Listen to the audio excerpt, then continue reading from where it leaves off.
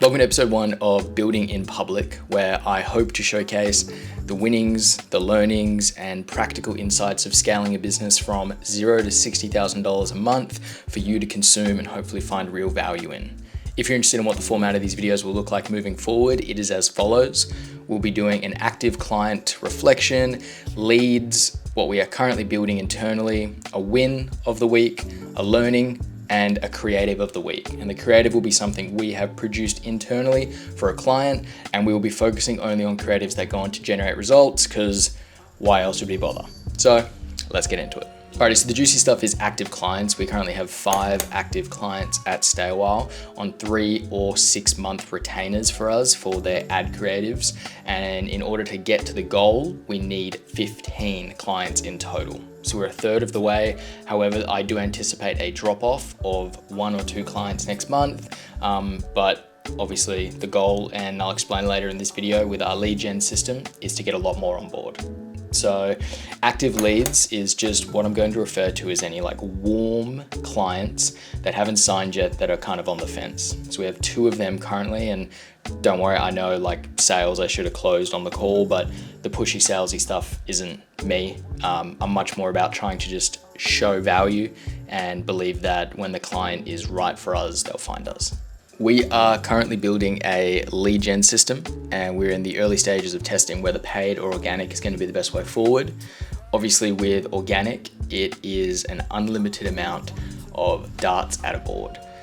I like this story around, if lotto tickets were free, how many would you take? And the answer is you would take every single one you could. Why wouldn't you? And social media has kind of allowed us to play that lottery every single day if we choose. So although organic may be harder to scale, it is much easier to play and learn. So I always have found that the best practice is to test on organic, and then whatever works, analyze, interpret, and reinvest into a paid system such as Facebook ads. That obviously then ties into what we're trying to do over on Facebook ads, which is our approach currently for our ads has been the anti-agency approach, which is we understand the bad rap that a lot of agencies get through to very transactional relationships with clients. And we're trying to play the other side of the coin, which is we are trying to show that we care just as much as you do about your brand, or as close as we can. And the way we do that is with our offer. So our offer is like a money back guarantee offer, where if we do not beat your current best creative, we refund you. So the offer is really strong, and we're playing the opposing team by saying, hey, we're not like the other agencies. But it's a fine line to walk, where you don't want to completely just talk rubbish about the industry that you're also in. And you also don't want to create this us versus them mentality, because I also believe agencies should work together. So we've ran these ads for currently 6 days, and the preliminary data has kind of showed that we had 2 booked in calls, and we were spending $30 a day. Very low budget, but from that, none of those clients closed. The intent was really low. So the plan moving forward right now is to look at the copy and the actual creative itself and start to create variations and seeing where we lose them along the way.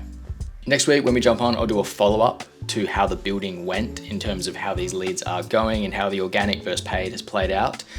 So that way you'll get a good understanding. And once we have actually nailed what's working, I will share it with you guys. However, there is no point sharing data with you that is incomplete. That would go against everything I believe in. So stay tuned on that. And if you are curious though, you can go on to just Facebook ad library and search Stay A While, and you'll be able to see the ads that we are currently running. If you are curious in the meantime, I'm not gatekeeping anything. Go have a look. It's kind of like cheating because it's within or just slightly over. It's 8 days, but I'm gonna count it. One of our longtime clients, Velocity Activewear, just opened up their 2nd store in WA at Carrinup Shopping Centres, which is one of the largest shopping centres in our state. And it was this crazy moment. The first call I ever had with Millie was FaceTiming her in her spare bedroom. And to now have seen her go from the spare bedroom to a small store to the biggest activewear store for just a sole activewear in our state, to then open another one in one of the busiest shopping centers, has been one of the most fulfilling things of my professional career, and a real testament to the community and culture that Millie has built. And I'll include some clips, I'm sure, as I'm talking, but man, we had people sneaking in at 6 a.m. to try to get to this opening, and yeah, very grateful to be a part of a brand that I have a feeling is going to be here for many, many, many years to come. So the learning of the week, and it's very applicable for us and probably you guys if you're looking to acquire new customers and you're exploring different avenues such as like paid or organic, is really thinking about what you're putting out there for those ads or not even ads, just organic posts. And I know you want clients and you may think you're putting out the right things to get them, but just think about this when you do it. You haven't given people a reason to care. The soft selling happens in the transfer of value, not in the pursuit of the transaction. It sounds really silly and it's probably a really hard thing to quantify, so I don't want to put too much emphasis on it. But I do think you can recall moments where your content felt really authentic and very generous, and the flow-on effect of that versus how can I provide value and open up doors for clients. It's almost like creating without purpose can sometimes lead to an outcome greater than you could have planned, which funnily enough teases a future video. But so just think about that. I know you think you're providing value, but are you providing value just to hook them in? Or are you providing value because you actually care about the industry you're in? Alrighty, so this is the creative of the week. I'm gonna just let it play and then we're gonna start to break it down together.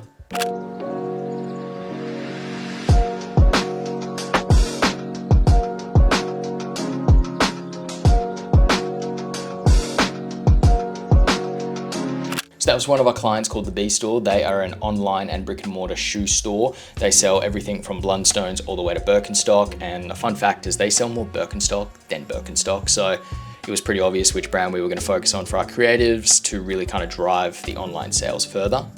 I think a really big thing to focus on here, and I apologize if I'm just referencing notes, is the lifestyle creation was probably the biggest lever we pulled. And later on, I'll go down my competitor analysis and how we actually arrive at these points for our ads and how we put it all together. But for now, I just want to highlight the three things that really brought it all together. One was the actual location, two was the talent, and three was the music. We use a thing inside Stay a While called our Intelligent Creative Framework, which I haven't really seen many other agencies do. I'm not saying it's first of its kind, but essentially we use live Facebook ad data with a third-party AI software and along with our creative strategist to kind of interpret what will work best. And we kind of Frankenstein this perfect ad, or as close as we can get. What that does is allows us to put the perfect target audience in their perfect dream location and combine it with the perfect type of music to sell the entire lifestyle from start to finish. So that's number one, lifestyle creation. No copy being used on all the ads, it kind of disarms our brain into looking for ads.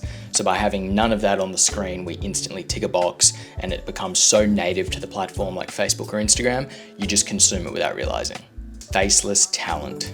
I'm gonna do a video in the future breaking down the difference between the female and the male gaze when it comes to talent being used on screen, but just know this, there is a huge difference between the way a male and a female lock eyes with talent and how it draws them to buy a product online.